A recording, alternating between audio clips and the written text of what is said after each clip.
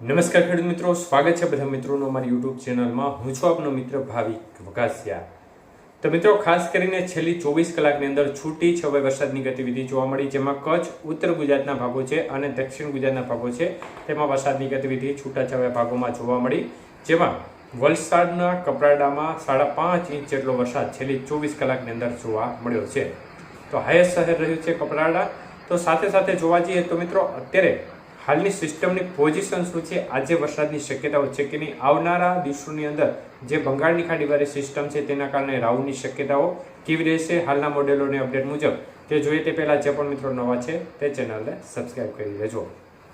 તો મિત્રો, છેલ્લા 24 કલાક દરમિયાન છૂટાછવાયા ભાગોમાં વરસાદની ગતિવિધિ જોવા મળી, ત્યારે લો પ્રેશર સિસ્ટમ છે તે હાલ રાજસ્થાનના ભાગો પર જોવા મળી છે। અત્યારે હાલ તેનું લોકેશન છે તે રાજસ્થાનના ભાગો પર જોવા મળી રહ્યું છે અને હવે તે ઝડપથી નબળી પડવાની શરૂઆત થઈ જશે। આમ તો એ ઘણા દિવસથી ગુજરાત અને રાજસ્થાનના ભાગો નજીક જ રહી છે, ત્યારે ચોમાસું ધરી છે તે પણ રાજસ્થાનવાળા લો પ્રેશર સેન્ટરના ભાગો પરથી પસાર થતી છેક બંગાળની ખાડી નજીક જે લો પ્રેશર સિસ્ટમ છે તે ભાગો સુધી ચોમાસું ધરી જઈ રહી છે।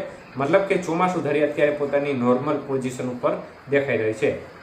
ત્યારે આવનારી 24 કલાકની અંદર મિત્રો વરસાદની સ્થિતિ વિશે વાત કરીએ તો હજી પણ આવનારી 24 કલાકની અંદર કચ્છના ભાગો છે, ઉત્તર ગુજરાતના ભાગો છે તેમાં છૂટો છવાયો વરસાદી માહોલ જોવા મળી શકે છે। સૌરાષ્ટ્રના ભાગોમાં પણ છૂટો છવાયો વરસાદી માહોલ જોવા મળી શકે છે, જેમાં સૌરાષ્ટ્રના જે ઉત્તર ભાગો છે, મધ્ય ભાગો છે તેમાં વરસાદની ગતિવિધિ થોડી વધુ રહી શકે છે કાંઠા વિસ્તાર કરતાં, એટલે હજી છૂટી છવાઈ વરસાદની ગતિવિધિ ચાલુ રહેશે। દક્ષિણ ગુજરાતના ભાગોમાં પણ છૂટો છવાયો વરસાદી માહોલ છૂટાછવાયા ભાગોમાં યથાવત રહેશે। મધ્ય પૂર્વ ગુજરાતના ભાગોમાં પણ, એમાં ખાસ કરીને મધ્ય ગુજરાતના ભાગો છે તેમાં પણ છૂટાછવાયા ભાગોમાં વરસાદની ગતિવિધિ આવનારી 24 કલાકની અંદર જોવા મળી શકે છે।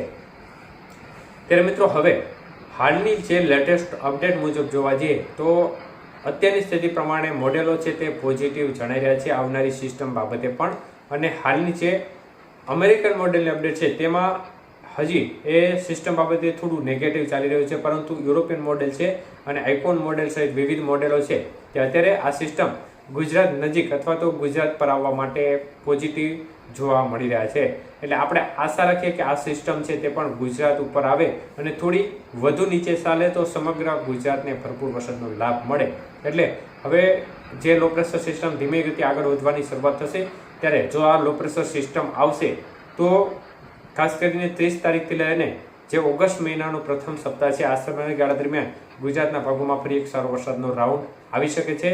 અત્યારે આ એક માહિતી આપણે એક આગોતરા એંધાણ તરીકે સમજવી, સ્થિતિ સ્પષ્ટ થયા બાદ આપણે અપડેટ આપીશું, પરંતુ અત્યારે હાલ મોડેલોમાં થોડા મતમતાંતર ચોક્કસપણે જોવા મળી રહ્યા છે, પરંતુ ચોક્કસપણે હવે 1-2 દિવસની અંદર જેમ સિસ્ટમ આગળ વધવાની શરૂઆત થશે તેમ તેમ મોડેલો છે તે પોતાની સ્થિતિ સ્પષ્ટ કરતા જશે, તેમ તમારા સુધી અપડેટ આપતા જશું।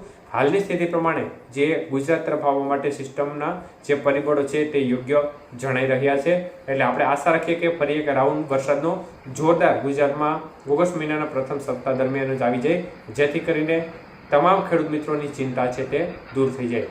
એટલે આપણે આશા રાખીએ કે આ રાઉન્ડ છે તે પણ ગુજરાતના ભાગોમાં સારામાં સારો વરસાદ વરસાવી જાય।